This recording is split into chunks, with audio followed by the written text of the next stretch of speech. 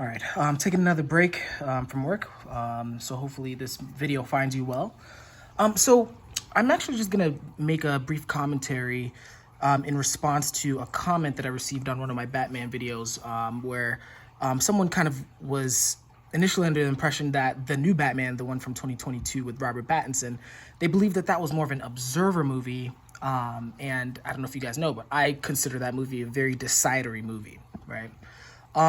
And I thought that was very interesting feedback. I definitely do think that, the new movie is very detective oriented. There is an element of missing information in there, but at its core, it is not an observer movie in the same way that, let's say, The Dark Knight was. So I wanted to briefly take this opportunity to make this video, just kind of comparing, let's say, the newer movie to The Dark Knight, right? Which I believe is like, I guess I'm going to call this video The Dark Knight being the IxxJ's worst nightmare, right? And so for any of you guys who have not watched The Dark Knight, I don't know where you guys have been for the past, decade and a half. But go watch that because I'm going to definitely talk about the plot very heavily. But the short story is that The Dark Knight is a very observery movie. And this is a really good fictional example of what observers are going through, right? So starting off with the basic plot, I'm not going to go through every tiny detail. I'm not a censor, but to summarize the movie, let's start with this is a Batman at its prime, okay? So Bruce Wayne has been protecting Gotham for several years at this point. I don't know how long, according to the movie lore, maybe 5 to 10 years, somewhere in that neighborhood. But Bruce Wayne's at his prime, right? Batman's at his prime. Criminals are running scared from Batman. He's getting a handle on the mob. Slowly but surely, he's closing on them. And he also has people who are supporting him in the political arena. So he has people in the police department who's helping him out. There's this new district attorney who's helping him out, and he has a really good public image right now, right, in this movie. Now, what ends up happening is at the beginning of the movie, The Dark Knight, or Batman rather, sorry. Batman is working on this, I think they called it a sting operation, where basically they're trying to go after the mob's money, right? And they've been closing, this is like the last mission in his, let's say, his multi-step plan that he's been working on.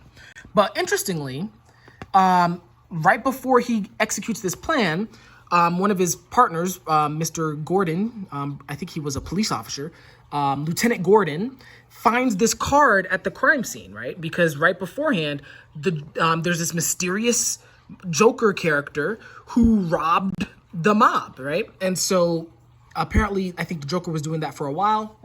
And Lieutenant Gordon says to Batman, hey, I know we're working on, finishing this mission, but shouldn't we worry about this Joker guy? I know he's not a part of your plan, but shouldn't we worry about this guy who's clearly becoming a problem for us?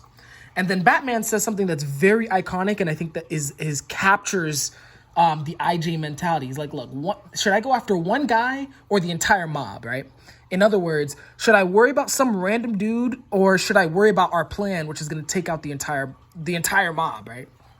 So think about it this way, right? Batman's very much an IxxJ in this movie, and so for him, he's like, look, I can deal with that chaos later, but as long as it's not disrupting our plan right now, I don't need to worry about it. So that is kind of a good, let's say, symbol or an example for what IxxJs are doing with information. They are dismissing anything that is irrelevant to their plans, right?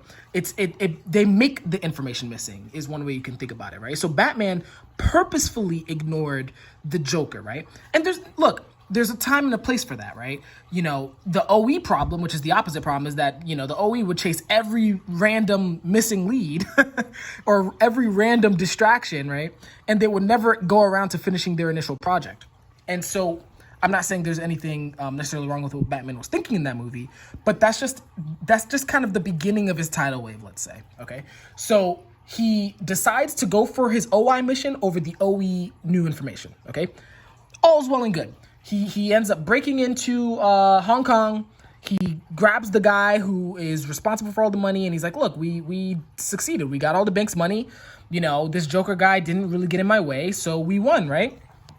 No, because what ended up happening is, this was like, how would I argue this?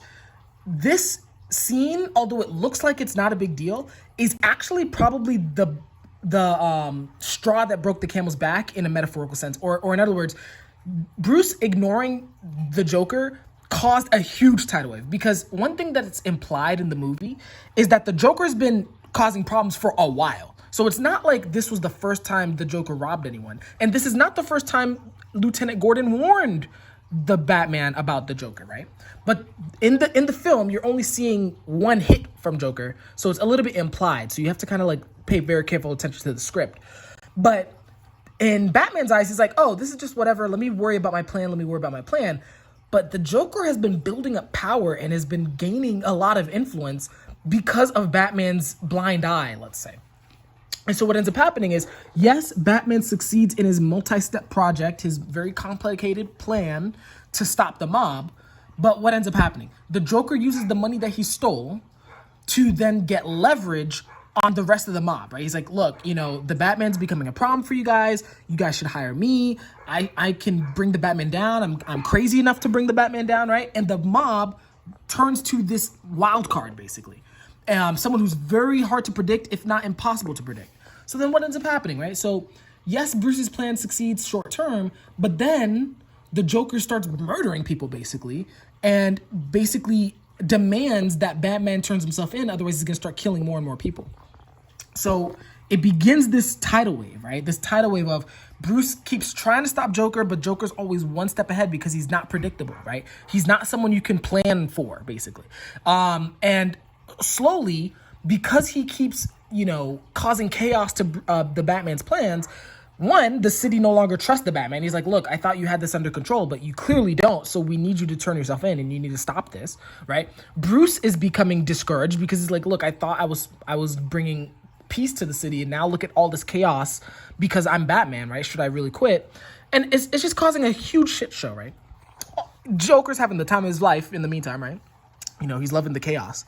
But what ends up happening is, slowly but surely, Batman's control basically disappears like in a matter of days, right? And it's all because he ignored the missing information one time too many, right?